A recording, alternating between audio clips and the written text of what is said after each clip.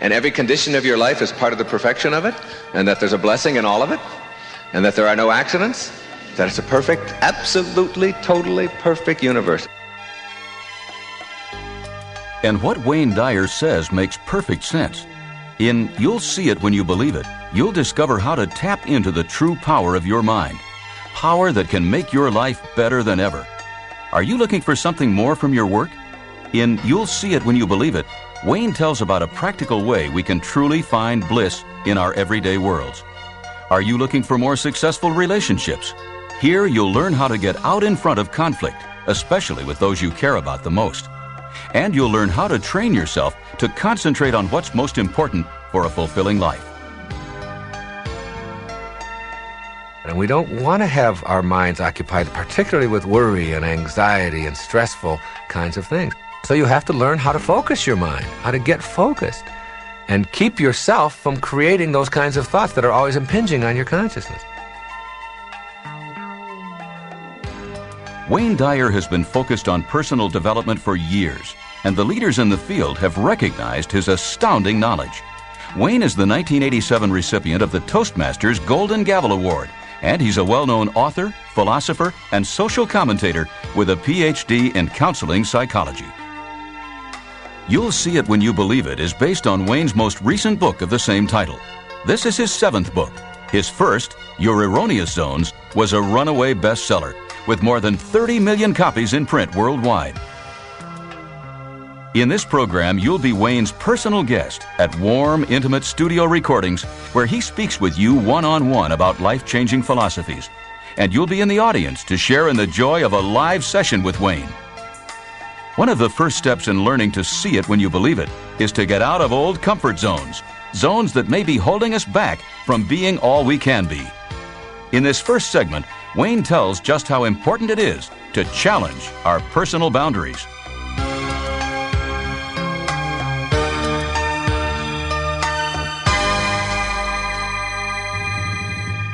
Many years ago, I was invited to speak at a convention, and the place was called Getting in Touch. It's now out of business. And I really didn't know much about it, and I was taking most of the speeches that came along at that time. And my secretary arranged the whole thing, and I flew out to California, rented a car in San Francisco, and drove to a place way out in the woods. I mean, it took a couple of hours to get there. And it was called Getting in Touch, and I had these directions. It was like, you turn left at this pine tree, and you turn right when you see this big clump of bushes. And I kept going and going, thinking, what am I getting myself into? And it was a weekend deal. I was going to speak Friday night, and then Saturday all day, and then Sunday morning. Well, I arrived there, and I checked in, and it was a beautiful place, but it turns out it was a place for people who were learning how to be masseurs and masseuses. I arrived for my Friday evening seminar, and maybe 75 or 80 people signed up for it. It was terrific. And I arrived and got myself all set, and I was going to be this Mr. Hotshot professional doctor and all of this stuff, and I was going to talk about your erroneous zones. And I looked out at my audience, and half of the people didn't have any clothes on. Well, I had written erroneous, and I thought maybe they thought I had written erogenous zones. They thought it was about the hot spots on the body, and I wanted to tell them this is about the soft spots in your head, really. So anyway, I talked, but while I was out there, that isn't the main point of it. There was a whole group of hot tubs out there, 13 or 14 of them, and they were all set at different temperatures. The ones at the center were right around body temperature, 90 to 100 degrees, and they were just sort of like nice, warm bath water, and you could get into them. Then if you moved to the right, it got a little bit hotter, and a little bit further, and a little bit further, and all the way up to 160 degrees or so. And then to the left, they went down to temperatures in the 80s and the 70s, and then the 50s and the 40s, and then just above freezing. So there were 14 or so of these hot tubs. As I talked to the people and I got to know them, they were phenomenal people. They really were. It was a wonderful experience. It was all on the up and up. There was no hanky-panky or anything like that going on. It was just clothing optional. What I first did is I watched the people. When we were through with the seminars, they had the option of getting a massage or going into the hot tubs or going into the saunas, and it was a whole health-oriented nutritional place and all of that. So you could do a lot of things. So I watched the people all day on Saturday, and all of the people would stay around their comfort zones.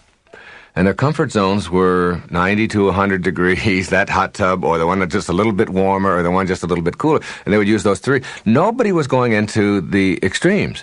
into the hot tubs on the far right or the hot tubs way down at the cold end. Finally, Sunday morning, I asked the people, why were you doing that? And they said, well, that's comfortable. And I thought about that, and I thought, well, that's one of the things that we all do too often, is we stay only with what is comfortable. We find a comfort zone for ourselves. We sort of set ourselves into it, and we snuggle in, and we let that just sort of nice, tepid, warm water flow by us. And we fail to experience the whole panorama of what life has to offer us because we're so consumed with just staying comfortable, with staying within our comfort zones. So I said to the people, I said, we're going to all of us are going to experience everything that we have to experience here. Why not? It's available, it's here, and at least check it out.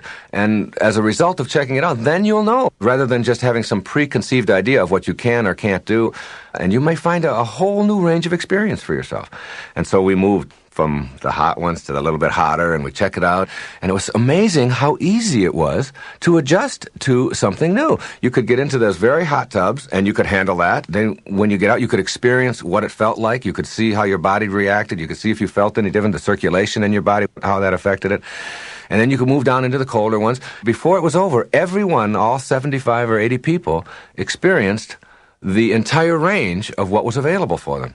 Well, the metaphor there is that we need to do more of that in our own lives. We need to get out of just what we are accustomed to, what we've grown up to believe are our limits, and to begin to see that those limitations that we place on ourselves in our zones of comfort are the very things that restrict us from moving beyond the place that we are at now, experiencing all kinds of new things for ourselves. You can take and apply this in virtually every area of a person's life. I have seen people, I've talked to people, and I've said to them, have you ever tried Mexican food? Ugh, I would never eat Mexican food.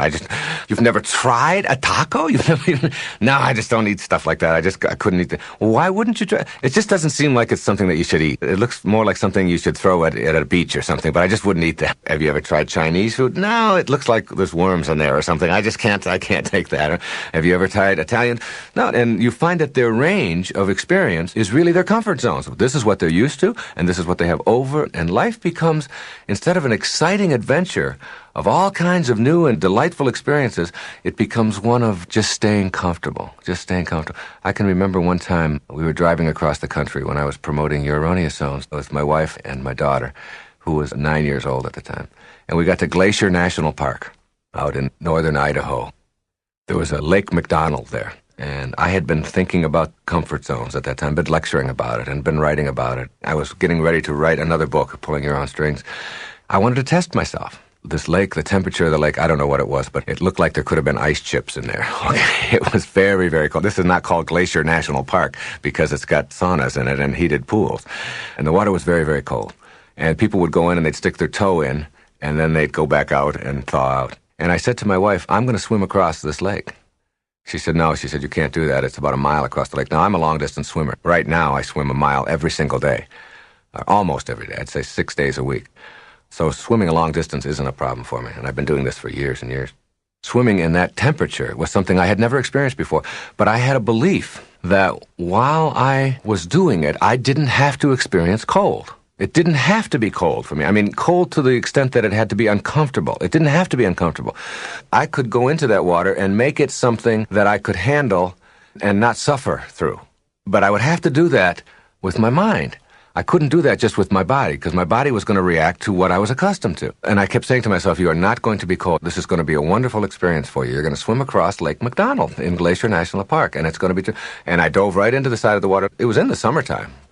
And I started swimming, and I didn't ever, during the entire time, it took me maybe 40 minutes or so, ever experience any discomfort all the way across that lake. While everyone else was shivering, I noticed when they would go up to the edge of the lake that they would tense up and they would find themselves getting ready to be uncomfortable, getting ready to experience pain. And I used my mind, my thoughts, which is what the whole thing is about, learning how to think properly in your life.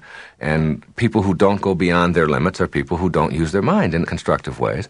I was going into the lake with the idea that I could do this, that it was going to be great. It was a challenge and that it was going to be exciting, and I knew that I could do it. And therefore, I didn't tense up, and my body didn't go into the rigid position that you go into when you expect things to be cold. And my body reacted the way my mind was training it to do it. And when I got out at the other side, I felt terrific. It was one of the most glorious experiences of my life to do that. Now, you don't have to go out and swim across Lake McDonald in order to actualize yourself as a human being. But what you can do is begin to look at how is my life governed by the trappings of what I have been trained to experience in my life all up until now. What are my comfort zones? Look at those comfort zones, whatever they are, in your relationships, in your business. The whole world opens up to you when you get outside of any zone of comfort that you're in and push yourself a little bit more. The amazing thing about what you find is that it's not nearly as risky and dangerous and difficult as you think it is in the next hot tub. I mean, nobody's in it. You know, there's an old saying that I've used often, and that is that it's never crowded along the extra mile. The extra mile, it's like when you hear people talk about go the extra mile. You start doing that and you'll find there's nobody out there with you. That extra mile, you're all alone, you know? So that hot tub over there to the right or that one down there to the left, it isn't that you somehow have to get in there to prove that you can do it. It represents and symbolizes for you moving out of where you're comfortable, because as soon as you do that, then you're opening up new vistas, and more and more and more vistas open up to you. If you find yourself just staying the same way and defining yourself as, well, this is just the kind of person I am, I'm just sort of reserved, and this is how I behave, and this is how I conduct myself, and so on. Instead of that, what you do is you want to look beyond that. You want to say, all right, nothing human is alien to me. The entire range of human experience is available to me. Anything that any human being can do, has ever done, or ever will be able to do, I'm capable of doing. And viewing yourself that way and seeing that, then your zone of comfort becomes the whole expanse of human possibilities. That's what becomes available to you. But when you narrowly define yourself and stay with what is comfortable, whether it's in what you eat, how you relate to people, how much money you make, where you go on your vacations, every aspect of your life is affected by that kind of an attitude. Get out of your zones of comfort. This also applies to the emotional or mental side of your life. Most people go through their life saying, I'll believe it when I see it. Show it to me, let me look at it, then I will believe in it. That's a very narrow way to look at life, because it really restricts you to only being able to perceive and experience and live what you can see. And believe it or not, what you can see is a tiny, tiny, tiny percentage of what's available to you. A different way of looking at that is, I'll see it when I believe it. That is, I am only seeing in my life, and always seeing in my life, what I choose to believe in. See, if you only will believe what you see, then how can you believe in thoughts? And why would you pay your electric bill? You know, I mean, if you can't see it, and nobody can see electricity, then you shouldn't be paying that. And you certainly can't believe that you have a mind, because you can't see your mind, you can't touch your mind, you can't feel it, you can't smell it. It's impervious to the senses. It's a higher part of you. But if you know that just because it's invisible, or just because it's not available to me through my senses, that doesn't mean that it doesn't exist, that it's all out there for me to experience, so that you'll begin to see miracles, for example, in your life. Wonderful, phenomenal miracles, more and more of which have cropped up in my life in recent years since I've shifted around my attitude about it. You begin to not only expect them, but you'll see them as a regular part of your life, because your consciousness has changed, because you've gotten out of that comfort zone of only looking at it with what they call your left brain, or with your analytical side, with the side that needs to carve it all up and make it organized and make it neat and make it real clear and easy for us. That's that sort of left brain. But the right brain, which is our intuitive side, which is the creative side, the side of our whole mind and thinking and personality, which is unlimited, which allows us to have an imagination, to be able to create within our own mind. That side is just as important. Both of those sides of us are very important. But if you only restrict yourself over here, you'll always continue to have very, very limited vision in your life. Because if you can't analyze it, if you can't put a formula on it, if you can't dissect it, if you can't insure it, if you can't put it away in a drawer someplace and get your hands on it, then it doesn't exist for you. And boy, does that take away a lot of the range of human experience.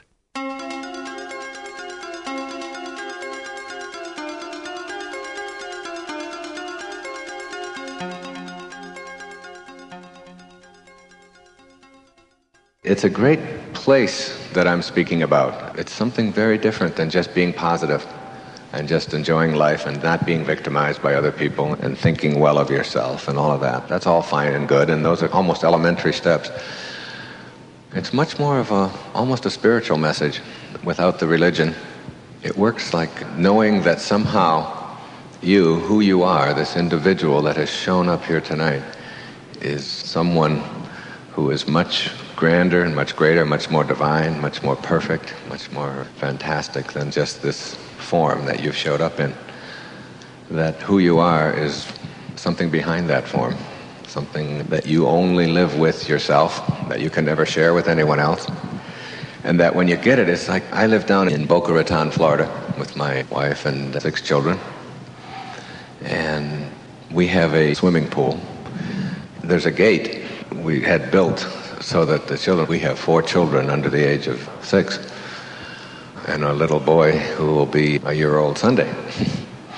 And then I have 5 girls to go with that little boy. And at this swimming pool where we built this gate that goes out, you go out through the gate and you swim and all that, and you come back into the house, the gate has got a spring on it and it slams shut, and then the children can't open the gate again, obviously, so they can't go back out there and put their lives in jeopardy. Well, that's a metaphor for what has happened to me in my life in the last several years, in the last 4 or 5 years. It's like going through a gate, and there's no going back, and that gate is slammed shut behind me. And the things that used to be a part of my life, which are so much a part of so many people's lives and interfering with the quality of their lives, just aren't there for me anymore. I was in Redondo Beach, California, just the other day, and I was going to speak out there at a church in the evening to a large group. I had to rent a car, and I was driving through the town and looking for the Palos Verdes Hotel where I was assigned to stay, but I didn't know how to get there. And I had an idea of where it was, but I wasn't sure. And you've all been in that position, a tourist in a beach town looking for your place. You know, I had my turn signal on, and I had it on for a block or so, and then realized that it's 2 more blocks up.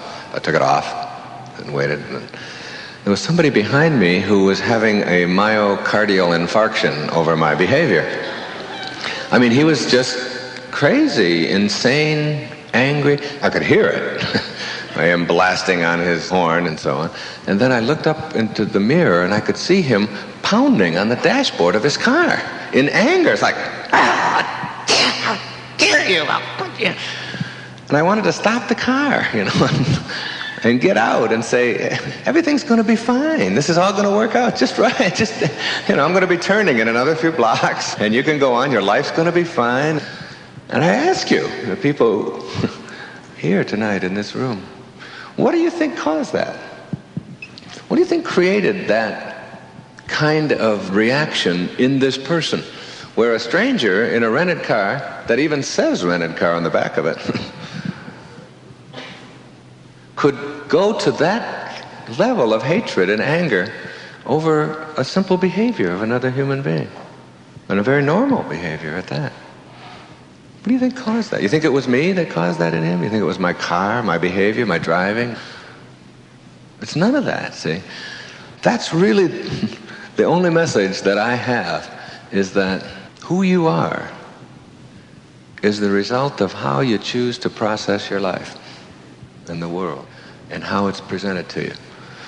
And until you understand that nobody out there in this planet, in this universe, has the power, the control to make you be or think or act or behave or emote in any way other than the way that you choose.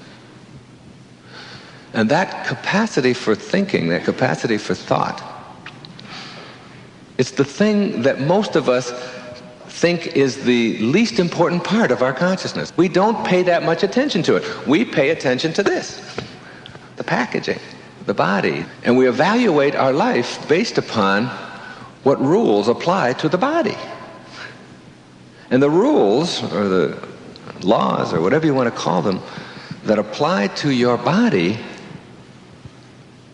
to your form, are very, very different than the rules and laws, principles that apply to the other part of you, the invisible part of you, if you will. And tonight's talk is really about that part of you, which is where you live. There's a man named Bucky Fuller. I don't know how many of you have heard of Buckminster Fuller. Brilliant man. He died a couple of years ago in his 90s, who worked with me on the Hunger Project and our efforts to end world hunger around the globe. He was a mathematician and a philosopher. He's the inventor of the geodesic dome. Brilliant man. He almost committed suicide when he was 30 years old. He went right down to the act of actually buying a gun. At that worst part of his life, made a decision that he could do something with this. He could turn it around and benefit from it. And he made major, major contributions. One of the things he said to me once, he said, Wayne, never forget that who you are, the human being that you are, that 99% of who you are is invisible, untouchable, unsmellable, impervious to the senses. That this form that you live in represents only 1% of your humanity. And 99% of your humanity is something other than form, whatever it is. And hopefully when we leave here tonight, you'll have not only a grasp of that, but perhaps some methods and ways of really living that, of really understanding that. The concept of form is a key word and a key notion, and I want you to think about it a lot.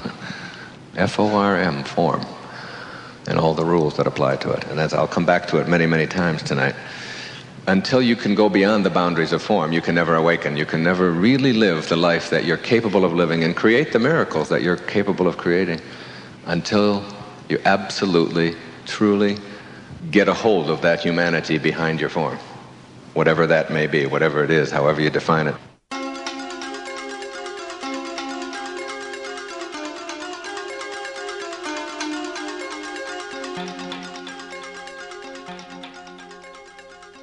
Your body has limits to how fast it can go and how far it can go.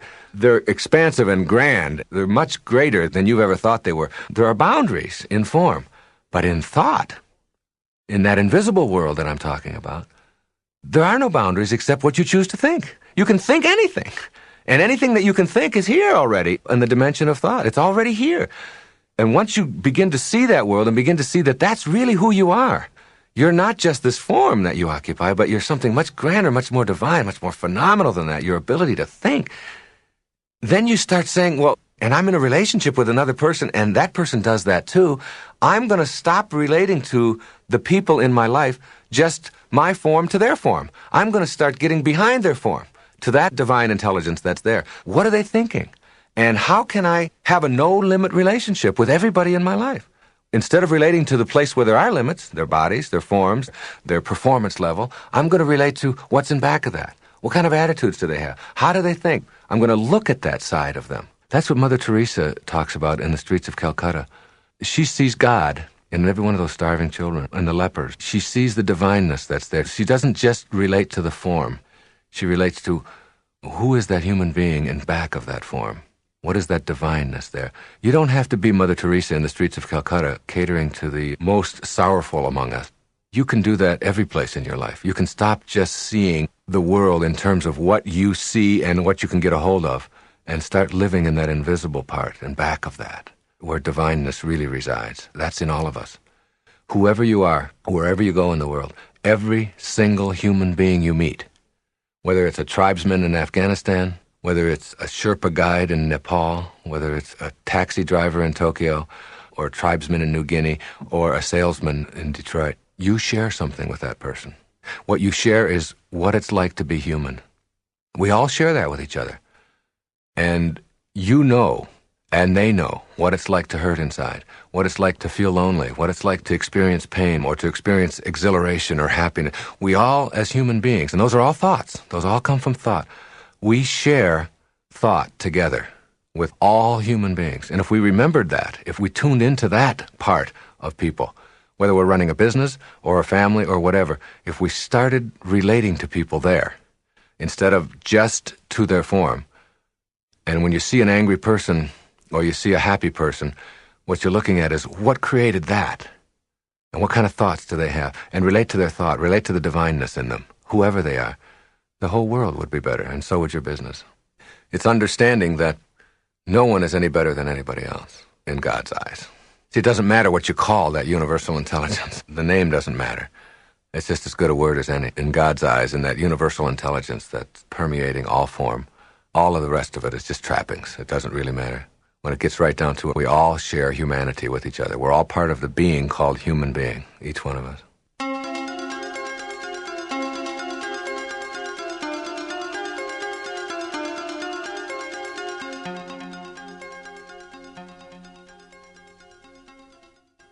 If there's a dimension called form, there's another dimension called thought.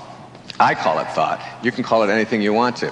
In philosophy, they call it the astral dimension. And the word disaster originates from this, to disassociate from the astral, or from this invisible dimension of you. And as long as you disassociate from this and live only here, you will have disasters in your life. Because you won't believe that somehow the part of you that thinks, that is thought, that creates thought, is essentially what your humanity is. And most folks don't get that. They think that this is it. I'm getting a haircut last week, or 2 weeks ago. Me. She charges me $25 for a haircut. Me. She said the 20 of it is a search fee. I said, all right, okay, I can accept that. I understand, all right?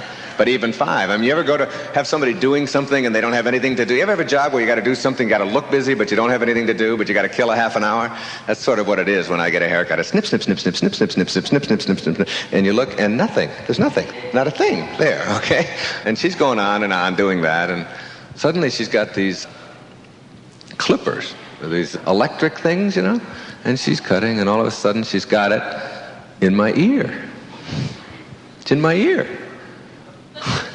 I said, Deborah, what are you doing? You've got that electric thing in my ear, and it hurts.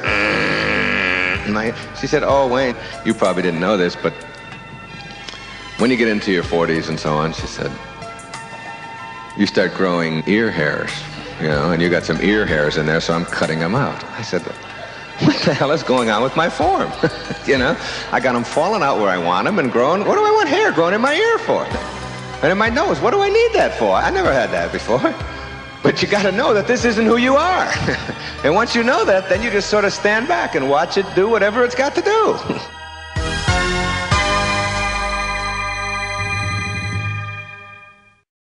I see people who are suffering, and I see people who are struggling, and I see people who are unhappy, and I see people who are mad, and I see people who are full of stress and tension. And I want to say to them, there's no stress in the world.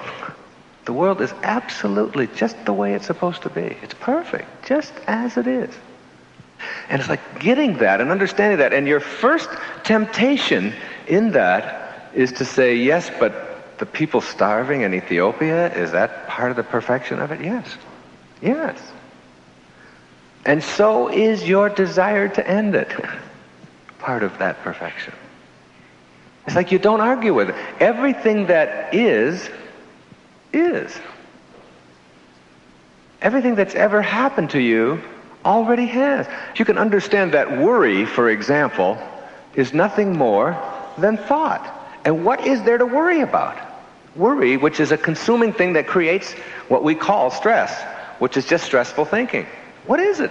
Here's a good parable for it. Everything that you worry about, give it this thought.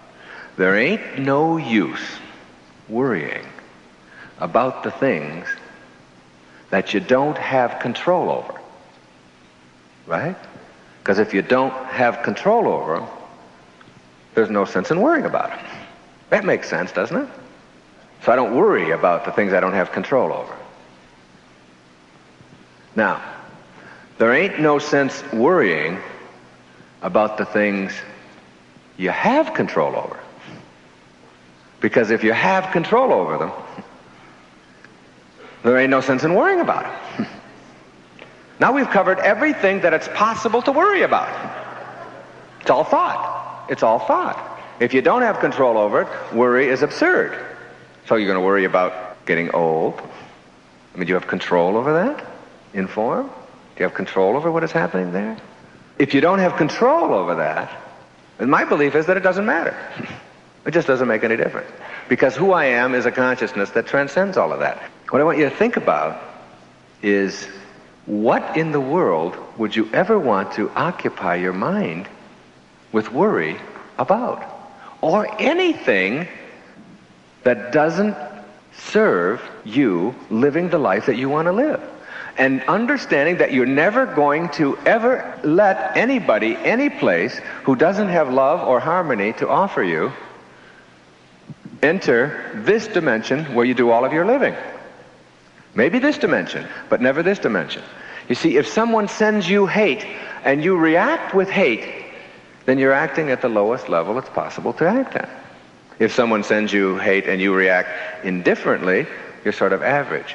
But if someone sends you hate or anger and you react with love, because that's what's inside and that's all you have to give away, because that's how you choose to use that dimension that is in back of your form or suffusing your form, then that is what you will start expecting and seeing in your world.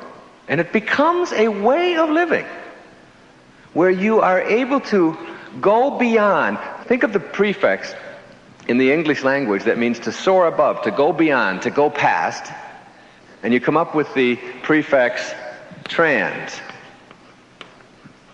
to go beyond, to soar above. And think of the suffix that means the result or the experience of. If you don't know that, it's T-I-O-N with an article, A. Shun, T-I-O-N, the result or the experience of. You have a new word there on the board. Transformation. The result or the experience of going beyond your form.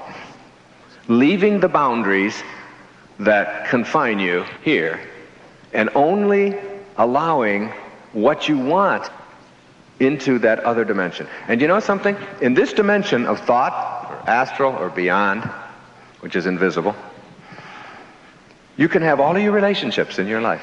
You can meet people there where there are no limitations. You can meet every stranger that you ever meet in that dimension, no matter what they're sending out to you. Once you understand that thought, that what you think about expands. Now get this. It expands. So if you think about what is missing in your life, then that's what's going to expand. I was a therapist for many, many years up in New York and Long Island. And people would come to me and they would want to talk about their problems for an hour every week. And in the process of talking to me about their problem, they always talked about what was wrong. About how their husband was behaving this way, about how their children weren't doing what they wanted them to, about they didn't have enough money, and about the illness, and their mother was this way, and it was like their whole consciousness all the time was on what was missing, what was wrong, what was negative, what was unpleasant. That's what occupied this territory that I can't define, that is invisible in their lives. Now you have to understand that when you do that, that is going to expand in your life. And there's a reason for that. There's a very important reason for that. Because what you think about expands into action, into form. It's just a matter of bringing it from here to here. And you choose what comes into here. You create all of this. Because thought starts with you. You are the creator of thought. And therefore you are the creator of life. And you are the very creator of what your form is going to experience.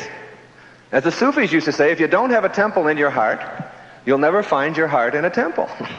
It's having it in your heart, and that comes from thought. So what you think about is profoundly important in your life. Emerson said, you become what you think about all day long. Christ said, as you think, so shall ye be. All the spiritual masters who've ever come our way have always talked about, be careful what you think, because it's going to expand into your life.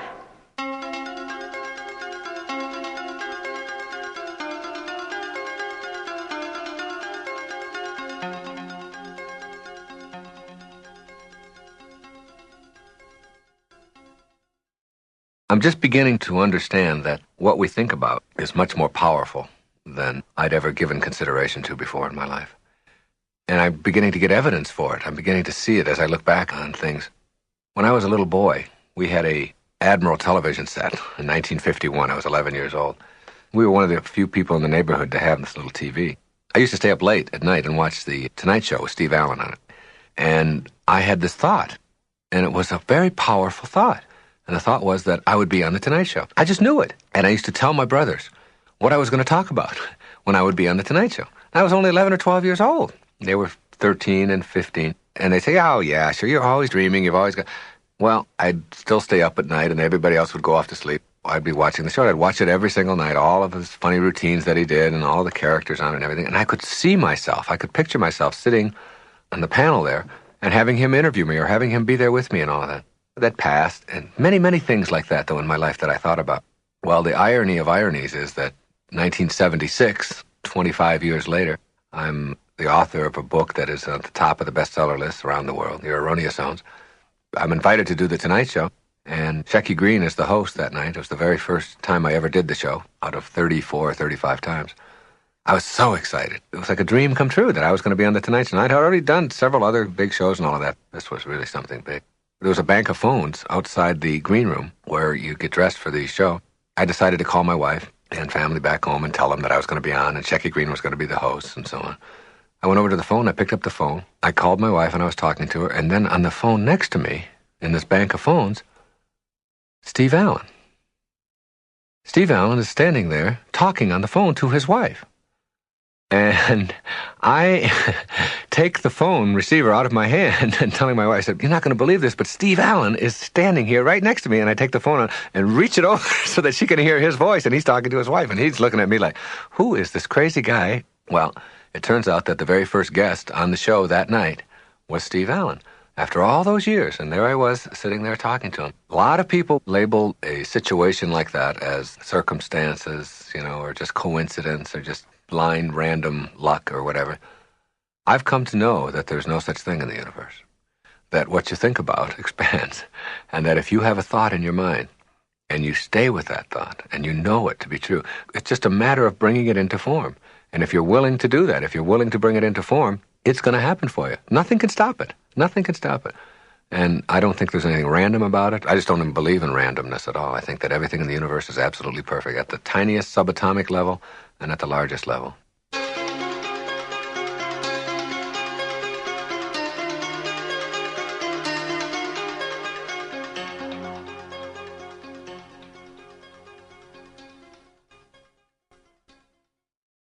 I get on the elevator, and I'm on the 17th floor. I have an office on the 17th floor. And I get in the elevator, and a couple gets on the 14th floor. The elevator opens, and they're complaining about a tax audit that they just went through and how awful it was, and they took more money of us, and they're always doing that. And I'm standing in the back of the elevator. I do this all the time. It's like I stand there, and then I really stand back here. Who I really am, stand back here, so I watch myself. It's like when you talk to yourself. That's two people, isn't it? You talking to yourself. And then it's like, then you watch these other men. I'm standing there watching. They're looking at my form, and I'm back there looking at the whole scene. I do this all the time. It's great. So I'm on the elevator, and this is just a couple weeks ago, and the elevator stops again on the 9th floor. And another couple gets on, and I'm standing in the back watching the whole scene. It's a wonderful place to get to, where you just sort of observe life, and you're not in conflict with it, and you sort of surrender to it. You know it's all going to work, and everything's going to be positive, and so on. It was August, and they're complaining about how hot it is in August. And it's just, God, it's been ghastly. This whole time, and another day, and we got to go out in this heat. And I'm standing listening to this, and there's the audit over here, and there's the heat over here. Then we get to the 4th floor, and another couple gets on. And they're complaining about how many stops the elevator's making today. It's true. So they're like, oh, damn elevator, it's always stopping, and it's like... So I'm standing in the back watching this whole scene playing out in front of me, thinking to myself, I never do this. I used to do this, but I never do this anymore. And you may say, well, what is it that you don't do? What I don't do is ever find it possible for myself to think about things that I don't like, or that are missing, or that are miserable, or that I find distasteful, because I somehow have got in my consciousness an understanding that when you do that, that's what expands in your life. And that really successful people only see things working out. And they understand that, they get that, they hold on to that, and they get that picture of it. Like, I can't get a picture before going out to speak of an audience who's not going to like me, because I know that's going to expand. And I'll walk out and go, and that'll be the end of it, all right? It'll be done. I know that it's going to be great, and it's going to be terrific, it's going to be fun. If I keep that consciousness inside of me, that I'll expand that into action. So now you have to do is look at all of the stuff that's going on in your life. And how much of it is a result of you'll see it when you believe it. Of seeing what you're thinking about. Now, when my kids go to sleep at night, I never tell them if they got a little sniffle, this is going to be worse tomorrow, you're going to have to take off school. I wouldn't want to program them with anything like that. I always tell them how strong they are, how terrific they are. This thing's going to be gone in the morning. And you'll be off to school, and it's going to be great. I want them to be able to expand into form thought that they want, rather than the other way around. And people who are chronic complainers never seem to be able to get past that, and everything that they think about keeps coming up. And the tragedies keep multiplying, and the horrible things keep coming into their lives. And it's like that becomes a part of your consciousness. In an energy system where thought is the energy or the current, what you think about expands into action. It's like getting old. You know, it's like I tell people, don't let an old person move into your form. Don't let an old person in. Don't let an old person move in. The age of your form isn't who you are. Who you are is thought, and thought is ageless. You can't age thought. Age is universal and eternal. It goes forever. It's what the universe is. So you don't let that person who walks slow and talks slow and thinks slow, you don't let that person in.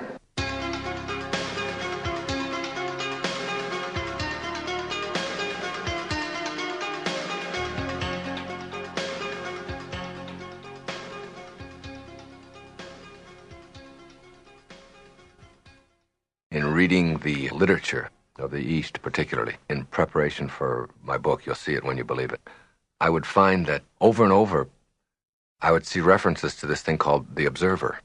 The observer.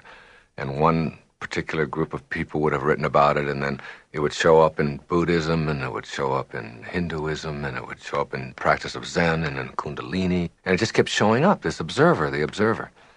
And I wasn't quite sure what it was, what it meant. And then I began to realize that it's something I've done all my life, only they were just putting it into words. It's really a technique that I find myself using over and over again. The best way to think of it is, like Shakespeare said, the whole world is a stage, and we are all but actors on that stage.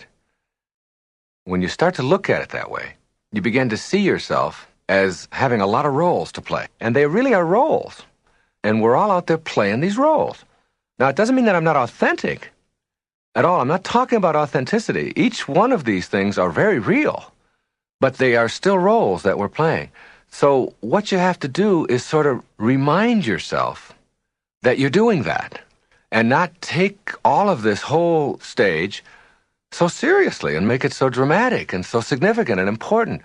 It's like lightening you up a little bit.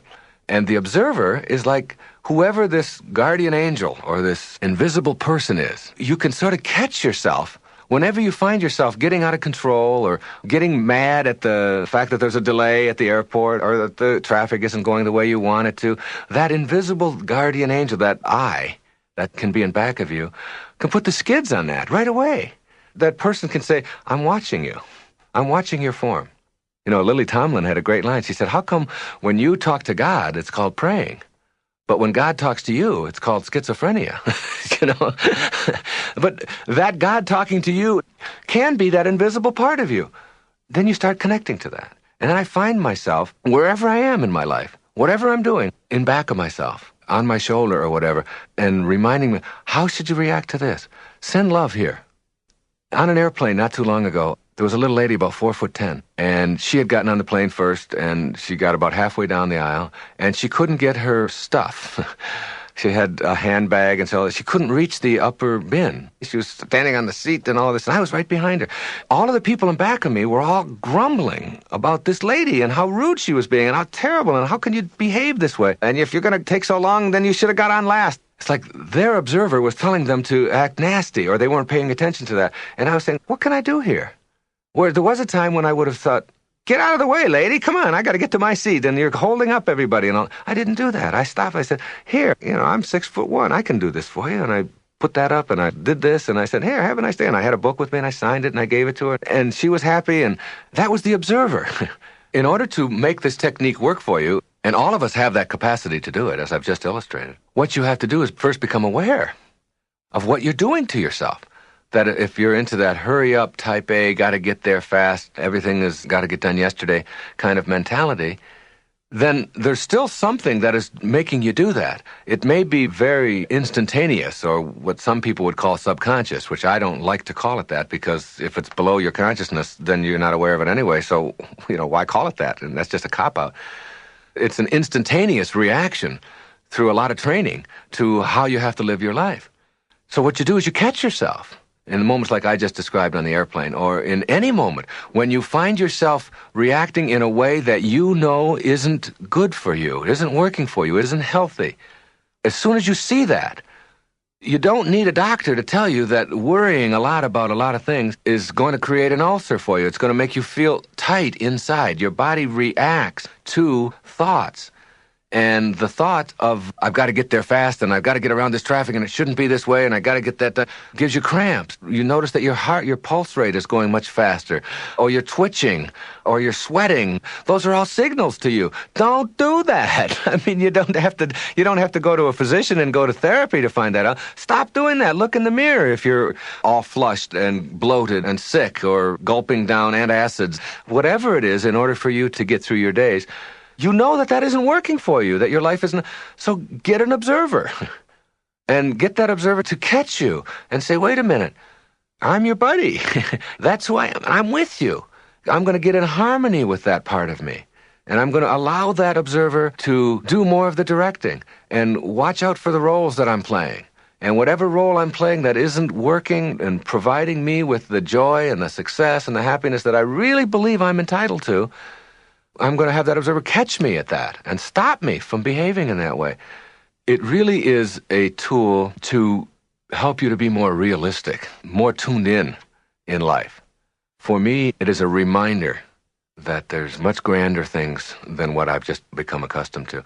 I'll give you an example on the tennis court. My doubles partner made a bad shot, and he screamed something out, called himself a name. He said, you jerk, you dummy. He was talking to himself.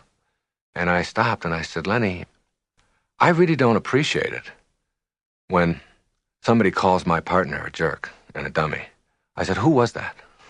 Who was doing that? He said, what do you mean?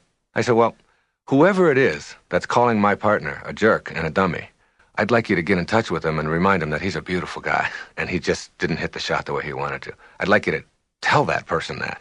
It's like a reminder that when you call yourself a name, you got two people going here. You got the person who's the recipient, the jerk, and you got the person doing the calling. Well, you want to get those two in balance. You want to get those two in harmony. You want that person, whoever that is saying, you jerk, to say, you're allowed to make an error in tennis. You have to do it. Nobody goes through a whole match without making errors. And that it's okay, and that you forgive yourself, and you're kind to yourself. And then the recipient of that is in balance, so that those two people, quote, or those two parts of you are in harmony. Because if the part of you that's calling you a jerk, if the recipient of that begins to believe that, then you start acting on what you hear and what you believe. And pretty soon, everything that you say to yourself, if you call yourself a jerk enough, you're going to think that you're a jerk. And that's one of the problems with self-esteem. It's people who have really talked to themselves in such a way that the self and the I, which we've separated, they become the same. And so the person who's doing the calling believes that they're a jerk, and the person who's the recipient believes it. And if they had an observer there, if that I who was doing that instead was saying, you're pretty terrific. You make some mistakes. All of us do, but that doesn't mean that you're bad and that you're not any good. And you get those two in harmony so that you are never calling yourself anything but what you would like to be. And the more you do that, the more that you'll be in harmony. And that's all invisible.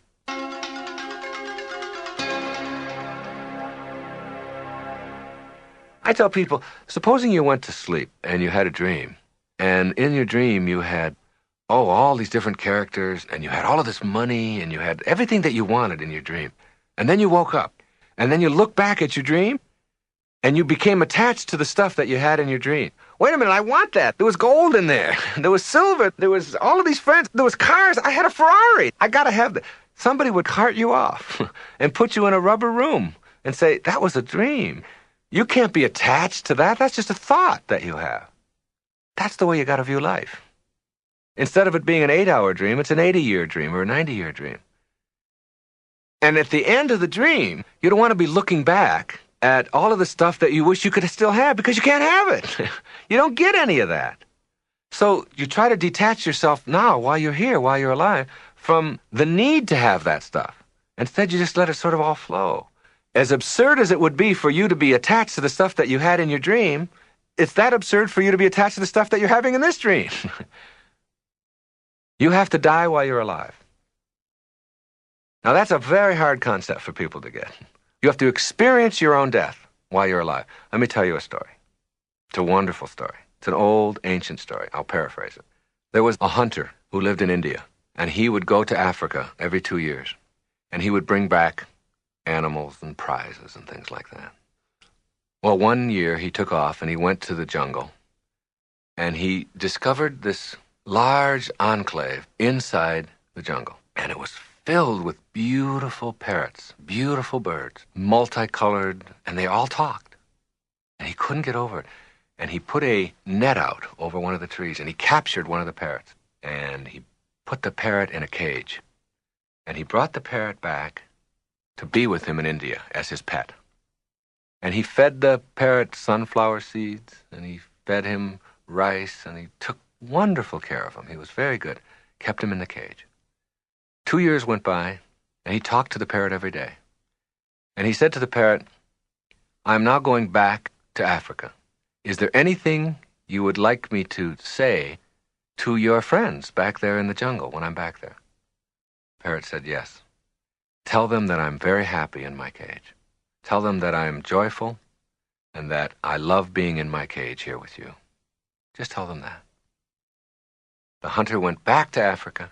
He went back to the place in the jungle where he had been 2 years before, and he told the story. He said, your friend that I took back has a message for you. And the message is that he is happy in his cage, that he is joyful with me, and that he has no regrets. At the instant of hearing that, a bird on one of the branches keeled over and dropped dead. Dropped dead, stiff.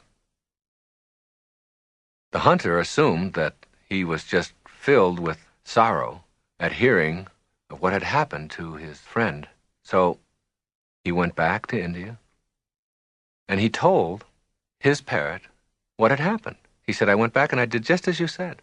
And I told them all out there, and at the moment that I told it, apparently one of the parrots was so upset that he'd missed you so much that he just dropped dead.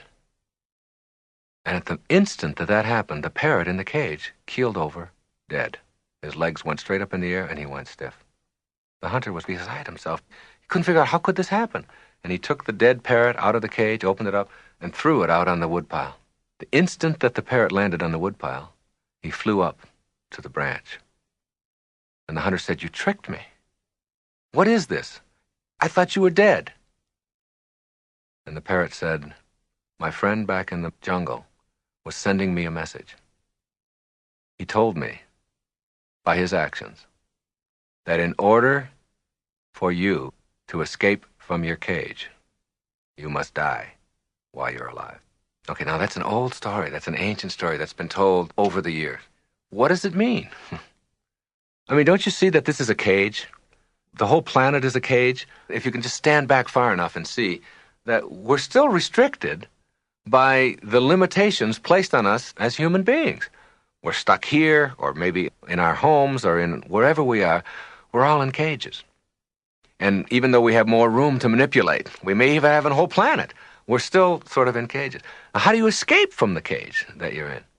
You have to die while you're alive. You have to literally experience your own death. All of us have to. All of us are going to die. So why not experience it in advance? And see yourself out of your body, gone, but able to look back at what's going on now. Just like the dream, where you have the dream and you have everything you want, but you're able to look back at it. As you do that, you begin to see the folly, the absurdity of hanging on to anything, of being attached to anything, of needing anything, of telling yourself that I can't be happy if, from the perspective of having died, but being able to look back on it just like the dream. As soon as you can do that, as soon as you can experience yourself formless, dimensionless, form and all of the attendant things that you hang on to become irrelevant. They're not necessary any longer. You have a whole new way of living, a new way of being.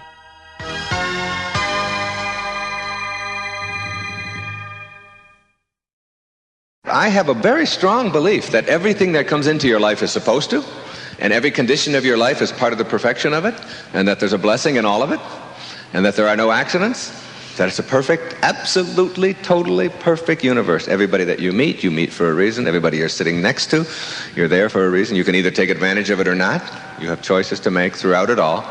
At the same moment, there's an opportunity in it, and I never look back with anything but gratitude for all that was handed to me, because I learned firsthand as a very young boy how to be self-reliant, how to take responsibility for myself, how not to blame other people for it, and to find something positive in it, and always did. So that little old lady who's driving in front of you at 20 miles an hour with the 1976 Cadillac, cream-colored, you all see her. She's everywhere. She's got blue hair, and she can hardly see over the steering wheel.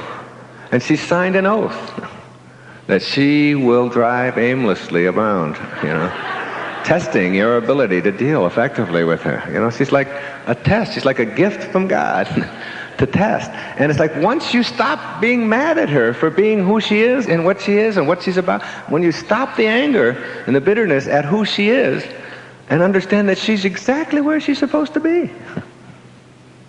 And she's there to teach you a very important lesson. Slow down. You have to. Relax. Don't give her control over the divine part of you. The intelligence in back of that is suffusing your form, invisible as it is. It's still there, and it's yours. It's really what constitutes your entire humanity. Don't give it away. Think of yourself as connected to and a part of it all, rather than someone who is being victimized or slowed down or abused by, or here it happens again. It's all part of the perfection of it all. That's a very nice, enlightening place to get to. It really slows you down. And it doesn't take away your ability to make choices. It takes away your wanting the world to be as you think it should be instead of as it is. That's what defines neurotic. That's what neurotic really means. To be wanting the world to be as you are rather than as it is. And for you to process it exactly the way it is. And if you see everybody as a teacher, then you ask yourself, what do I have to learn here? And it's like in that second that you're just about to be angry and go around and maybe even have a head-on collision or whatever, or maybe nothing, but still in a hurry, maybe at that moment that person is there. That person is there to teach you to slow down a little bit. They used to say to scientists, are you a scientist? And the scientist would say yes. And they'd say, well, do you believe in spirituality? Do you believe in God? And they'd say, no, I'm a scientist. Now, today, in the 1990s, you ask a scientist, do you believe in God? And they say, of course, I'm a scientist. Science is beginning to prove what metaphysics has been saying for centuries. That when you study life at the tiniest subatomic level, the tiniest level, that all of the particles seem to be on purpose and they're all interconnected in some mysterious way, and they're all sort of controlled by some force outside, some mystical thing, and they're all on purpose, and there's nothing random about any of it. That's all the new literature is coming out. There's nothing random, nothing happenstance in the universe. I find that so intriguing. If every subatomic particle is on purpose, and we're made out of those, then why not us? And when I see all of those people coming out of like when I was on Wall Street one day in New York, and I don't know if you've ever been there, at 5 o'clock, you go to Wall Street, and you watch thousands, millions of people. They're coming from underneath the ground, and they look like all these ants. Like an anthill, there's just millions of people coming out from underneath the ground on all these little openings on all the streets and the subways, and they're all going someplace, or they're all going down into the ground, at 5 o'clock. And I look at them now, and I think they're all on purpose. They're all like those subatomic particles. They appear random to us because we're so limited in our vision. We tend to view everything from the limited perspective of our form. When you know that they're all on purpose, it stops you. You see that little old lady driving slow, you say, well, she's doing just exactly what she's supposed to be doing. She's right where she belongs. And you stop judging it and analyzing it.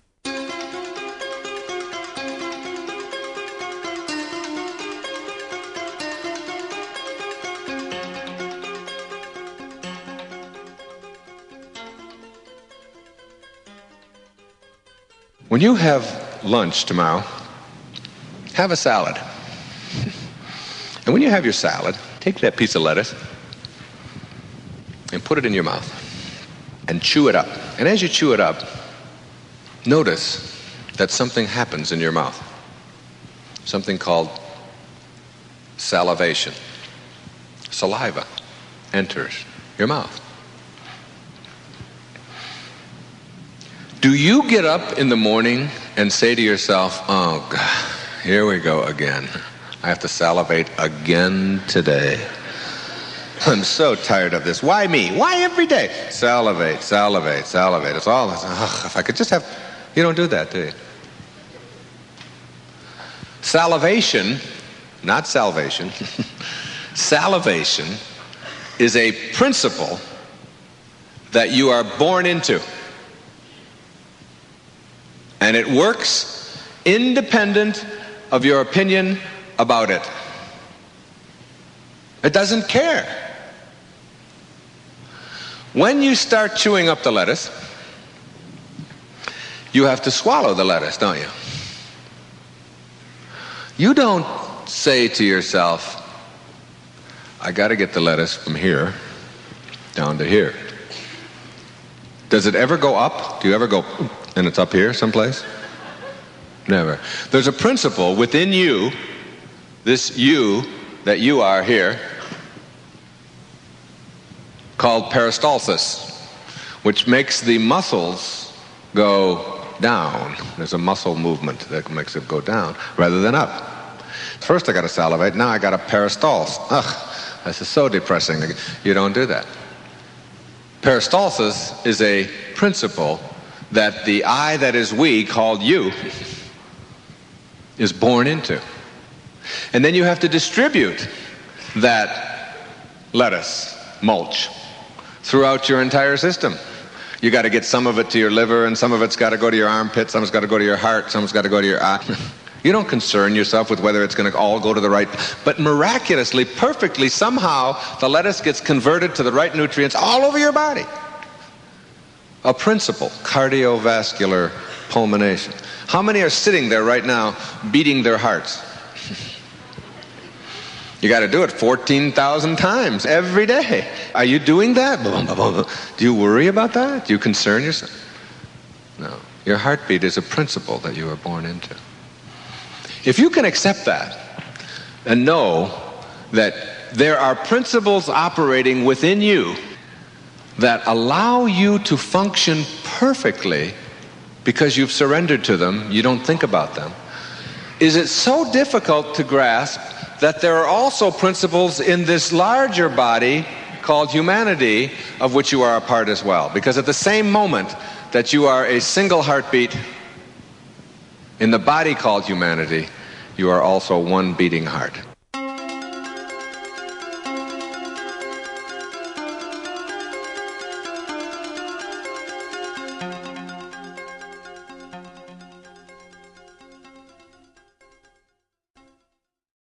The earliest stage of enlightenment is called enlightenment through hindsight.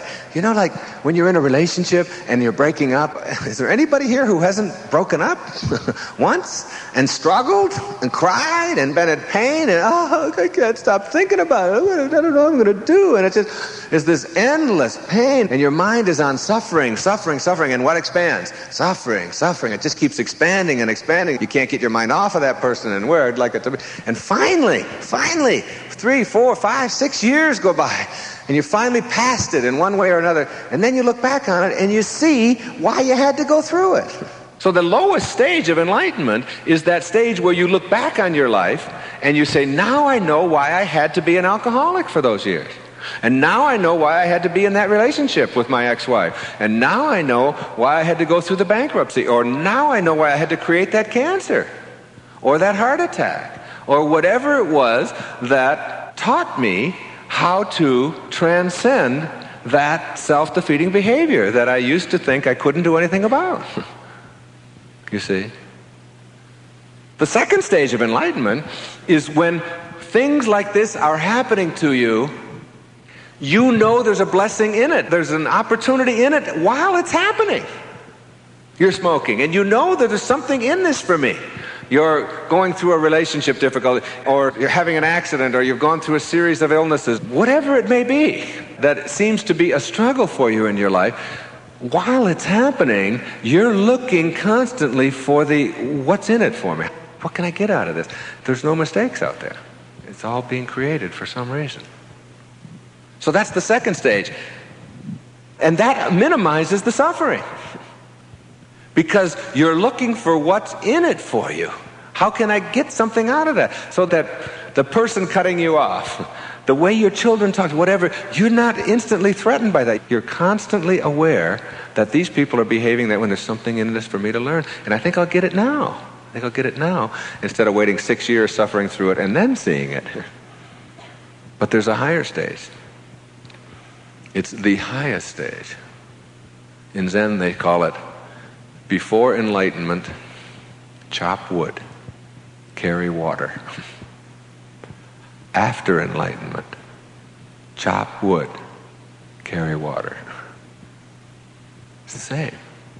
The only difference is that you're doing it from a totally new perspective of thought. And this dimension, the highest stage, what enlightenment really is, it's when you're back home again. Instead of pulling away from yourself, you're towards yourself. And this is what it is. You are able to get out in front of it. Play it out in the dimension of thought. And decide for yourself whether it's even necessary to bring it into form. It's like you're out in front of yourself.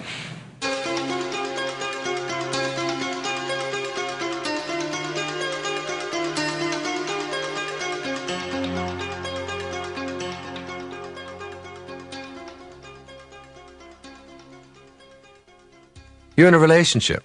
My wife will say something to me. And I know that if I respond in a certain way, if I say this, then she's going to say that.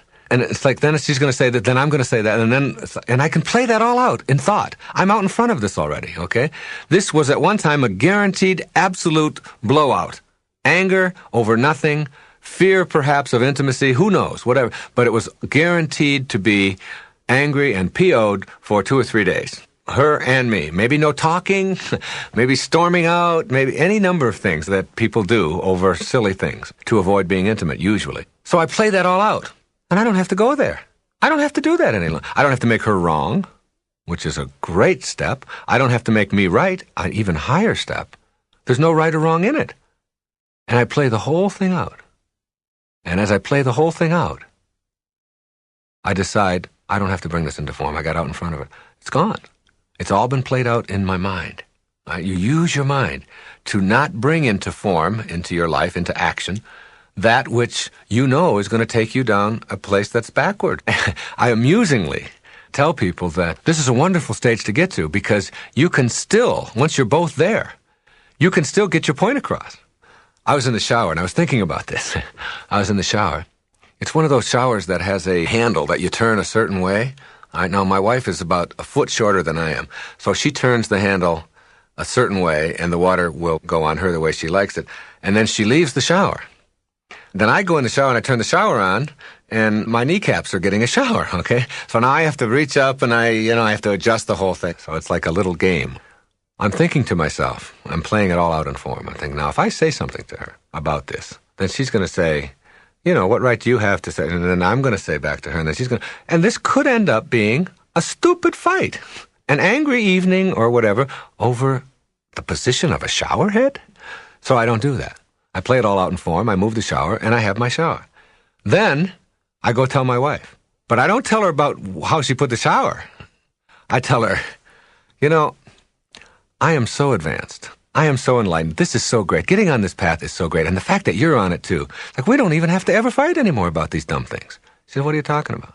I said, well, I thought that you leaving the shower head in the position that you normally leave it really sort of interferes with, and then I thought, well, if I tell you that, then you're going to have to come back and say what you did, and then I'm going to have to go back and tell you, and then we're going to have this stupid fight, and then we're not going to be happy, and I'm holding her all this time, and I'm even kissing her while I'm telling her that, I said, but isn't it great that I don't have to go there anymore, and I can play it all out in thought, and it's all done? And she said, didn't you just tell me about where the shower head was? I said, yeah, isn't that great that you don't have to react the way you did? Now you put the shower head where it belongs. And it's like a joke, So it's like you can talk about your enlightenment and get your point across without even having to have it be an unpleasant exchange. You go from being the actor in your life who is being directed by the events, the circumstances, and the other people in your life to being the director at the second stage. And in the third stage, you become the producer of your life. So you are now the actor, the director, and the producer of your entire life. And you're doing it all with your mind, all with your thought. So if it's a job move, you would have agonized over that. You can see how it's going to go. If you're living in Atlanta and you got to go to Houston, you can see yourself in Houston. And you can see yourself selling your home and driving to Houston and starting this new job or starting out this new enterprise. You can play this all out. You can do the whole thing, and you can actually literally see how it's going to work because what you think about expands. And then you can decide. You can decide not based upon, oh, my boss is going to do this to me and the world is going to do this, and if these things don't work out, you can do it based upon your projecting in your mind exactly the way you want it to be. And if the picture doesn't come out the way you want it to be, then you're out in front of it already, and you don't move. Or you do, because you see it as an exciting, wonderful adventure and a time to do something new. You can do this with anything that is coming at you, which you perceive to be coming at you, but which is really, in effect, what you're creating through all of the choices that you're making. You can start using your mind in exciting ways. Before I give a speech, I play the whole thing out in advance in my mind. I don't play the speech out. I play what the reaction is going to be and what an impact I'm going to make. I do it when I record these tapes. I go through it in my mind, not what I'm going to say, what examples I'm going to use and all of that. I let that come spontaneously. I've surrendered. I know that that's going to work out. If I play it out in my mind and it says, I don't want to go to Chicago and I don't want to have to sit in a recording studio and I don't want to have to talk about, then I don't have to do that either. It's like you're producing it all. You're creating your whole life. And you can even do that in situations where most people are bothered in business, not just in their families. You begin to see how if you react in a certain way towards your superior or towards somebody that works for you or your coworker or whatever, you begin to know that if I act this way or say this or do this, that's going to set them off or that they're going to, and I don't have to go there anymore. I don't have to be a participant in their dream of being set off. So I don't go there anymore. And instead of behaving this A, B, C, and D, I've already done that in my mind, and I've seen the result. I don't want my form to have to follow that anymore. I'm in front of it. It's like you're producing your life through your mind. I think we show up here with a mission. We have tasks, we have lessons, we have things that we have to do while we're here. And for some of us, that's a very short time. And for some, it's a very long time. And some people will have 30 years experience. And some people will have 1 year experience 30 times. Two different approaches. Endlessly keep repeating the same thing over again, and others are growing. It's not the same for anybody. I just talked to somebody just the other day who's got 29 years working at a plant in Indiana. His real love is he has an apple orchard. He has 290 trees. He knew so much about apples and about all the different kinds of apples and all the controversy about pesticides and why they have to be used and which ones are safe and which ones aren't and how much water that you have to give them and why you just let nature do it in a certain way and where you plant them and when you harvest them. And he had this whole thing he had discovered about how to keep apples for 6 months by putting them in your refrigerator and keeping them cool, but you've got to keep moisture in there. He said the moisture goes out, and he was so excited about his apples. And yet he spends 99% of his life doing something that he doesn't like doing. I said, your bliss is your apples, isn't it? And your apple orchard. Oh, he said, I love it when I'm out there with that. I just feel like I'm with God at that time. I said, is there any way to make this so you don't have to do this other stuff? So that you don't have to spend your life in this sort of inauthentic way where you're always thinking about how much you dislike what you're doing? Well, I've never thought about really making a living at it and all of that. I said, somebody's got to buy apples, and there's applesauce that's got to be made, and there's apple pies that have got to be made, and it's like if you get your bliss, if you know what it is, then it's just a matter of taking some of the risks that go with it. And why not? Why restrict yourself in any way? What I was suggesting to him was like, give yourself a chance at that. There's two things that I think about what you're doing. You've got to love what you do, and you got to do what you love. Everybody can do this. And I don't really think it matters too much what you're doing. But if you don't like it, you have options. The first option that you have is that you can leave it and take the risk that goes with following your bliss. And I know what your question is already. How do I know what my bliss is? And I'll come to that. So what you do know is what it isn't. We always know what it isn't. For sure. That's no problem. But you can leave what you're doing. That's number one. Or you can change around your thoughts, the 99% of who you are, about what it is that you're doing. You have that option. You can decide that if you just are not willing to take the risk, or you have to stay with this or whatever, that I can change my thoughts toward it. And I can make it as creative and do all kinds of things with it and say, all right, I'm only going to do this for 6 hours or 8 hours in a day, and then I'm going to get right out into my apple orchards. And this is sort of what this fellow was doing, was learning how to go into this assembly line job that he had and do it and not have such a negative, terrible attitude about it and have fun with it and make it blissful.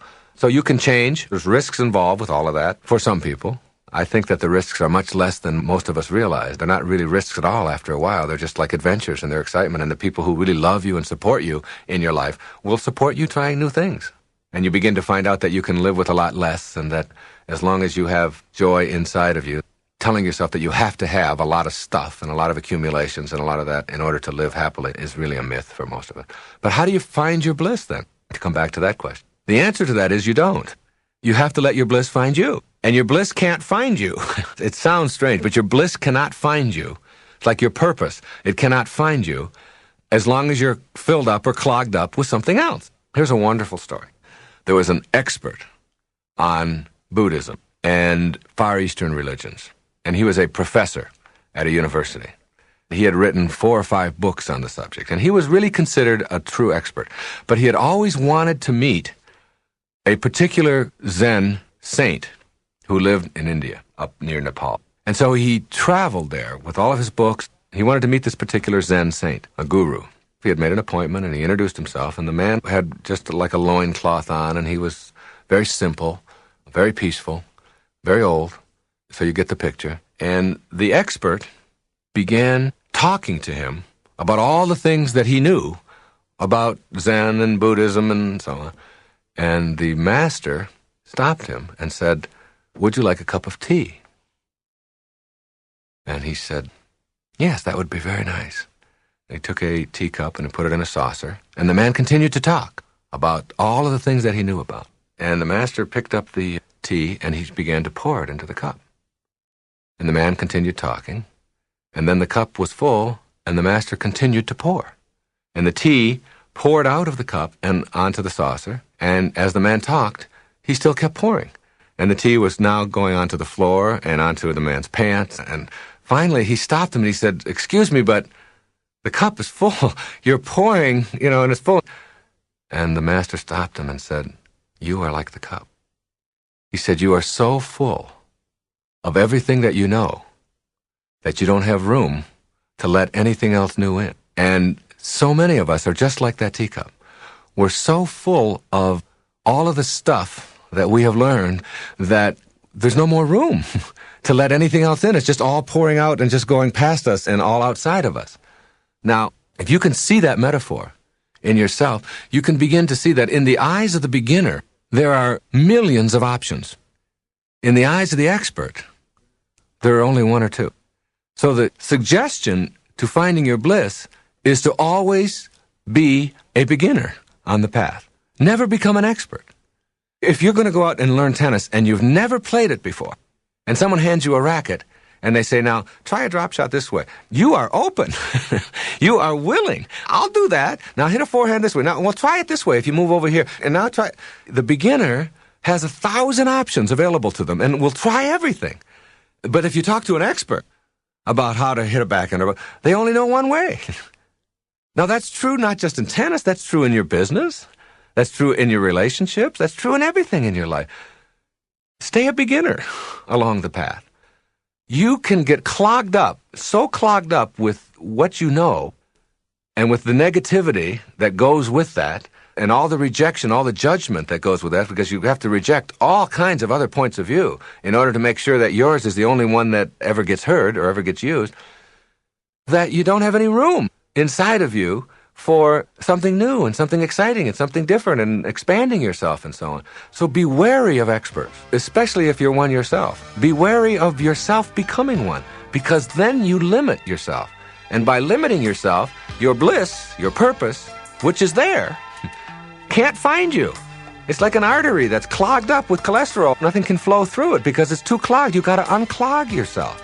And the way you unclog yourself is by opening yourself up and advancing confidently and doing things that make sense to you, that make you feel good, that are of service to others, that are useful to other people, whatever it is that you're doing.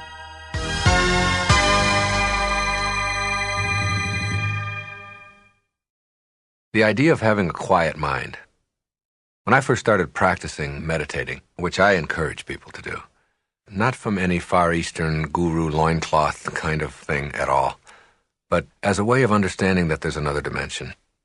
If I were to take you, the listener, and to put you in chains, and to put you in a dungeon, and to deny you light and human contact for the rest of your life, you would probably say to yourself, this is the end. This is the end. I can't handle this.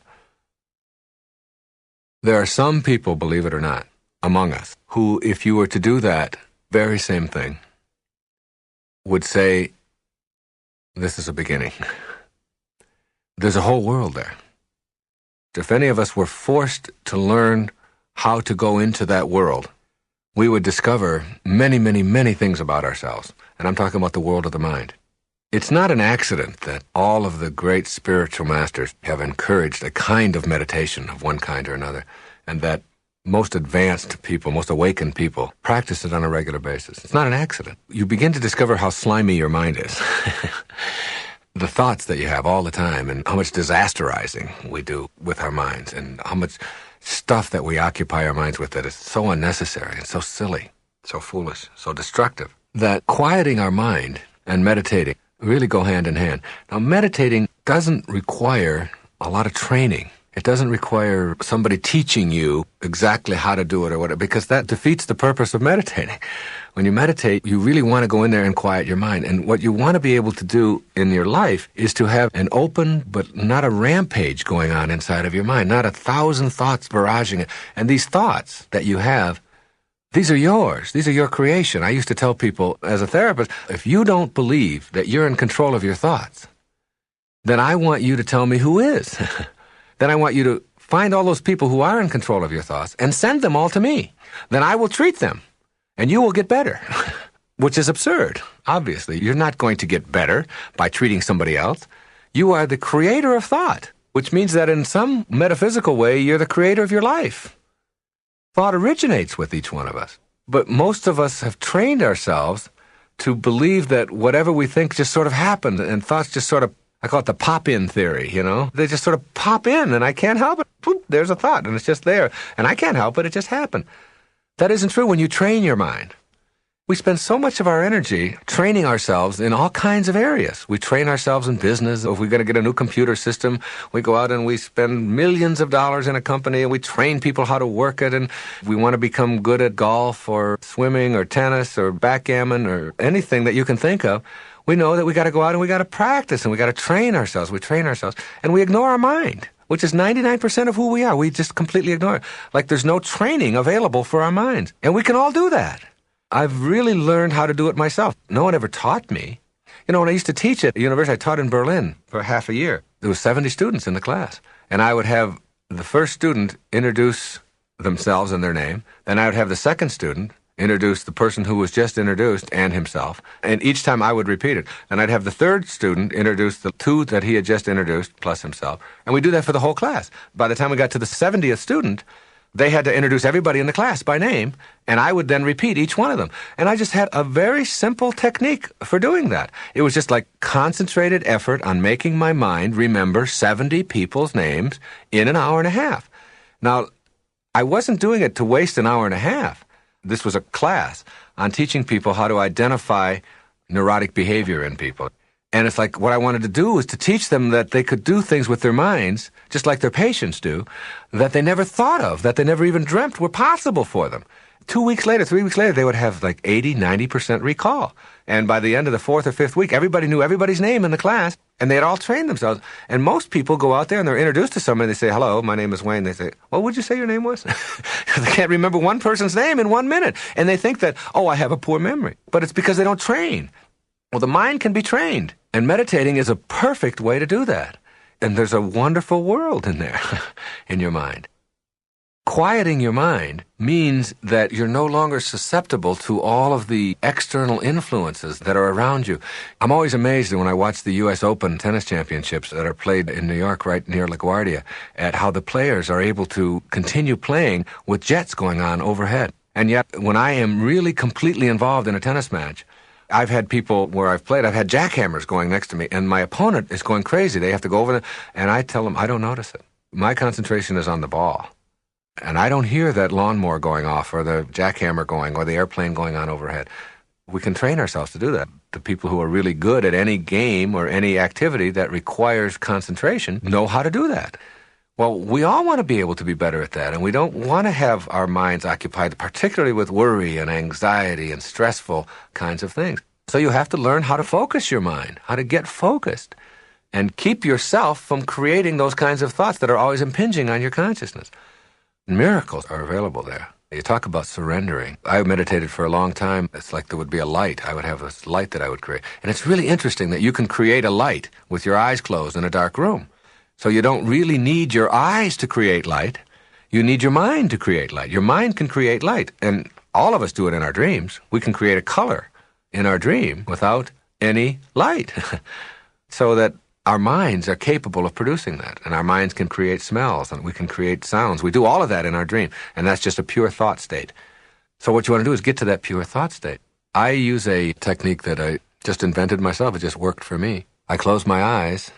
I only have to do this for 10 or 15 minutes, and it's the equivalent of getting 8 hours of sleep, literally. And it's the most exhilarating, energy-producing, feeling like I can conquer anything, knowing that I can't be defeated attitude that just comes from peacefully quieting my mind. And if I'm giving a speech and I give a break, oftentimes I will just go back into a room and re-energize myself. And it's literally like getting a full night's sleep, only I'm more energized, because oftentimes you're groggy after sleeping for so long.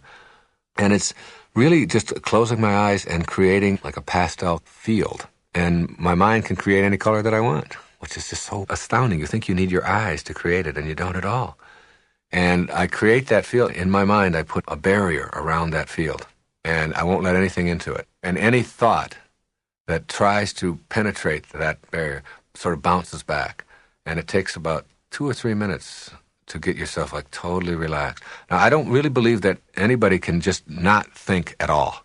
I think that's part of the trap. It's part of the human condition that thinking always goes on. Even thinking about not thinking is still thinking. But you don't have extraneous thoughts. You get like single-minded. And this is wonderful, wonderful training for anyone. And so it's like as you do that and you just won't let a thought in and you won't let a thought in and you won't let a thought in, you become very, very, very relaxed. And then you can create whatever you want. I create a light. It's like a white light, a spotlight way off in the distance in my mind. And I approach it. I just keep coming closer and closer and closer to it with this pastel field, keeping any thoughts from bombarding it. It's amazing how at the beginning, when you first start this, how it's hard to go 5 seconds. 5 seconds without having some kind of thought impinge on. Boom, all of a sudden you catch yourself doing that. Then you get to 10 seconds, you get to 30 seconds, and before long, you can do a couple of minutes. And as I move and move towards the light, for many years, I was afraid of the light. I would get close to it, and I knew that if I went into it, that something was going to happen that I didn't know. And so I'd always sort of approach it, and then I'd come back. And then I allowed myself just to go through it. I just surrendered to it. I said, I can handle it. I created miracles in that space for myself. And in the world that I came back to when I left the meditation as well. I do that on a regular basis. the result, the peacefulness, the harmony, the serenity, the energy that you begin to get when you just take a few minutes a day, 10 or 15 minutes a day, put yourself into a sensory deprivation kind of atmosphere, a tub of water, under a tree, in a meadow, and just go into your mind and begin to see the world. And you begin to see, as I said, how slimy your mind is, how much stuff you are constantly using that you don't need to, how many bad and negative and worrying and hurtful thoughts that keep impinging on it, keep trying to break that field. You let them bounce off, you let them bounce off, you let them bounce off. And before long, it's like you're only letting harmony in. This is what I believe any one of us can do. Any one of us can only let harmony in. We don't have to let anybody into our consciousness, because all they are, it's just thoughts anyway, unless they come there with harmony. Now that's like a commitment that you could make. That if you come with disharmony, discordance, anger, stress, tension, you only get to my form. You only get to the package. But unless you come with love, harmony, serenity, peace, whatever, you don't get to who I really am. You don't get there. Because I'm beyond the need to have conflict and confrontation occupying my soul. I just don't need that any longer. I'm gone through the gate. I'm past that. I've gone through the light. I look at that as no longer my need to prove that I can deal with it and handle it. That's gone. I was on an airplane, and we were flying from Miami to San Francisco, and the plane taxied out, and it got to the runway, and there was a light that came on in the cockpit, and the pilot announced that we wouldn't be able to take off. We're going to have to go back to the gate because the stabilizer that takes care of the wing flaps or something wasn't registering as working properly, and we'd have to go back. There's going to be a 2-hour delay. Now, my immediate attitude when something like that happens is, you're not supposed to get to San Francisco in 5 hours, okay? That when my ancestors wanted to get to San Francisco from Miami, if they left in September, and if they got there in March, April, they considered that on time. And it was a good trip if half the people were still alive, all right? It was very successful. If they could get there, if it took them 9 months or a year to get there in wagons and so on, then if it's going to take me 2 more hours or whatever, and if the stabilizer isn't working on that aircraft in anything that stabilizes anything, I want to go back to the gate, okay? I'm not interested in being angry about that or anything. It's a part of surrendering. It's just understanding. I was in first class. The stewardess was standing there, and she said, oh, no. Oh, no. She knew who I was. I had been talking to her. She said, this is what I dread. I said, what's the matter? She said, there's 176 people on this plane. Every one of them is going to say something nasty to me when they get off the plane. They're going to blame me. They're going to blame the airline, and they're going to... I said, but you don't have to let that in. She said, what are you talking about? I said, well, you've got 2 packages, 2 suits that are protecting you from anybody coming to you with that disharmony. She said, what do you mean? I said, well, you got your uniform. I said, that's one package, and that's over the other package, which is your body, and then both of those are protecting or covering who you really are, which is how you choose to process all of this and how you choose to think and who you really are. I said, each person that comes up by you and says something negative or nasty, you can just let that only be a message to your uniform, to your package. That's not me, and you can remind yourself, they're not talking to me. They can't get to me with that stuff. They can't have that. I don't let anybody come to me unless they come with love or harmony to who I really am. So you can just say, well, I'm very sorry, and have a good... And it's like, and you say, well, they didn't get to me, and they didn't get to me. They're not reaching me with that. And sure enough, she stood there and she watched as 176 people got off, and I'd say 150 of them said something nasty to her on the way out. And each time she just sort of smiled and said, yes, well, it'll be 2 hours. And she gave them instructions on where to go.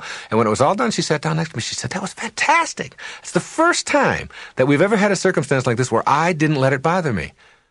I said, you don't have to let that stuff into your life. And it's just like in the meditation in the field. When those thoughts start impinging on the field, the pastel that you have created, you don't have to let them in. They bounce. And the more you do that, the more you allow yourself the right to have only what you want to enter your consciousness. You just make that choice all the time. I do it all the time. When I'm driving, and if anybody gives me... I don't take any of that inside. I just say, oh, that's them, and that's how they're reacting to my form. But if somebody comes to me with love, with serenity, with peace, with joy, with ease, whatever, then you can have all of me. I will respond back with that. So you let in whatever you want. That's what meditating does for you. That's what a quiet mind does for you. It allows you to select what you allow into who you really are without having to be a slave to every single person who's out there and every single action that's out there that doesn't fit in with the way you want it to be. Having a quiet mind in a practical sense is really understanding that what I'm talking about is not just for discussion, it's for application. If you're the kind of person who has your mind filled with 10 different things that you have to do, and that is producing anxiety, stress, ulcers, colds, backaches, headaches, cramps, runny noses, all of the kinds of physical reactions and manifestations of that kind of thinking, then you have to look at how can you just get a blank mind, or how can you get a quiet mind? How can you just understand that, supposing you're thinking about, you got to get to work, you've got this report you got to get out, you got to get your taxes done, you got to stop and get some diapers on the way home. Now the kids need to have bananas, and they've got dance lessons I've got to get them to.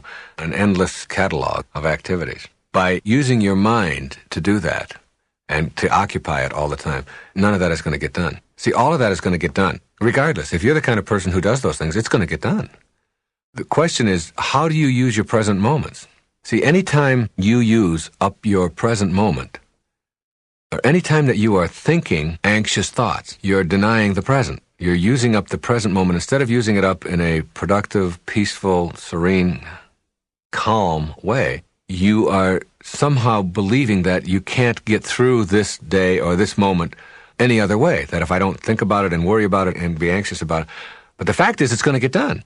Your taxes are going to get done. You're not going to jail. You're not the kind of person who's going to opt to just simply not do your taxes. You're going to get the diapers. You're going to get the report done. All of that you're going to get done. Otherwise, you wouldn't be in the position that you're in. You would be doing something else, all right? So if you know that it's going to get done, the question is, what's the most efficient and effective and peaceful way to get things done? I use the analogy often of when you're in a hurry, like when your body is in a hurry.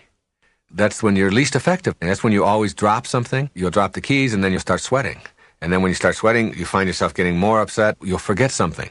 And you'll walk out the door, and you'll slam the door, and you left the key on the inside. Now you don't have a key. I've talked about when you take a shower. If you rush through a shower because you only have 5 minutes to take a shower, and you finish and you take your shower and then you dry yourself off, you didn't need to take a shower because you're already dirty again. I mean, you're already sweating. You can take the same 5 minutes and take a shower if that's all you have. And you can do it peacefully. The same 5 minutes. You can push all of the other stuff out and you can just relax. And if you've got 3 minutes, instead of rushing through it, you can just let the water pour. You can experience the water. You can wash your body. You can dry it all off. And when you finish, you're not sweating. And you had the same amount of time. The nervousness and all of that comes from the way that you decide to process. Now, in the physical world, you understand that if you hurry and rush and are filled with 1,000 different activities, that you have decreased your efficiency. Why isn't the same thing true in the mental world, in your mind? If you are filling your mind with all of the things that you have to do, and you're worried about all of those things and get yourself all consumed with them, then you're still going to be less efficient, less effective, and you're still going to be cluttered. At a moment like that, you put on a tape. If you're going to drive, you got to drive. You can't get the bananas and the diapers and the report done and the IRS taken care of in the car on the freeway. You can't do that then. You're driving. So why not be here now, as Ram Dass says. Be here now. Here's some music. Put on a tape. Meditate right there. Don't close your eyes. But just like push it all out. All of that's going to get handled. But meantime, I'm going to enjoy this. My ride from my home to my office is 17 miles. I love those 17 miles. There's a million things to see in those 17 miles. I cannot write my books or get my speeches. I can't do any of that in that time. But I can enjoy all of that. I can be there with it. I can open the windows and I can let the wind blow on me and I can experience that and enjoy all of that. And when I get to where I'm going, if I've got to get the report done, I'm now prepared to do it. I'm not working on the report thinking about my taxes or getting the diapers or getting the bananas or whatever it may be. I'm here now in the moment. That's what meditating teaches you. Being here now in the moment. Quiet, joyful, peaceful. When you're there and you get your mind trained to do that, that isn't just like something you do for 15 minutes a day just to give you something to do for that 15 minutes. That carries over into everything that you do. You suddenly find yourself slowing down, and the more peaceful you are, the more efficient you are. The more you're in a hurry, the more you're always trying to get someplace fast, the chances of having an accident are greater. The chances of you getting there all ruffled are much greater. The chances of your heart rate going up are much greater. Your pulse is going to go faster. Your stomach is going to be upset. None of that is worth it. None of that is useful. Meditating teaches you that you have the capacity to use your mind any way that you want to. And you suddenly begin to see that everybody else out there who is in a frenzy and all upset and worked up, that you don't have to go there. It doesn't have to be that way. I just spent a week on Bali. As we went out across the island, I noticed some really interesting things that were really helpful to me. There was a very, very busy intersection in a town called Denpasar. There was an accident, and a little boy was killed. He was 13 years old while we were there. It happened the first day we were there. There are a lot of accidents there. The roads are real, real bad, and there seems to be a lot of crazy driving. And it's so inconsistent with so many of the people that we met, so many paradoxes there. At any rate, at this very, very busy, busy location where this little boy was killed, the immediate family of the boy went to the accident site. And they placed flowers and burned incense all around this place. And they sat there in the middle of the intersection for 3 days, 72 hours, 3 solid days, praying for the soul of this little boy. And not once did you hear a horn. And not once did you hear anybody screaming and yelling, "Get out of the way." This was a very, very spiritual place, just unbelievably like that. We went into homes where people had 10 and 11 children, and they had 3 huts where they would sleep. And I took my children in there with me. They would sleep on these like matted floors. And with 11 children in these little huts, there was almost no noise. And there's a quietness about the people. They're really attached to nature. They're very close to God in whatever that means. Every home on the island has a temple. No matter how small it is, they have a little temple in the back. When you go into the temple, you have to wrap something around your waist to remind you to leave the physical world behind and just enter there only spirit, only thought. My wife and I had almost a spiritual experience of being there, of realizing that we don't need any more. We think we need more. We're always trying to get more. Not just us, but I'm talking about all of us here in the Western world.